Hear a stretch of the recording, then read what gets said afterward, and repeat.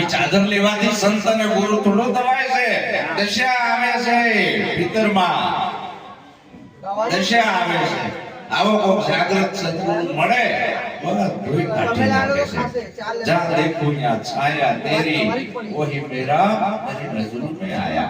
ભજનમાં આવતાય ભોઠા પડે છે કે અમે નિરાત વાળા. ભજનમાં આવતાય તો ખાવા તો શીખવે છે હે, અને કે અમે ગુરુ ગુરુ અને સંતની દશા ભીતરમાંથી આવે છે, બનાતો નથી. અને ક્યારે આવે તો જાગૃત સદગુરુ સાનિધ્યમાં રહે અને ટપલાના ઘામાં ટીપે. ગુરુ કુંભાર શિષ્ય કુંભ હે, ઘડી ઘડી કાઢે ખોટ, અંદરથી નાખે હથેળી ઉપરથી તે ટપલાની છોટ. આવો સદગુરુ મળે તો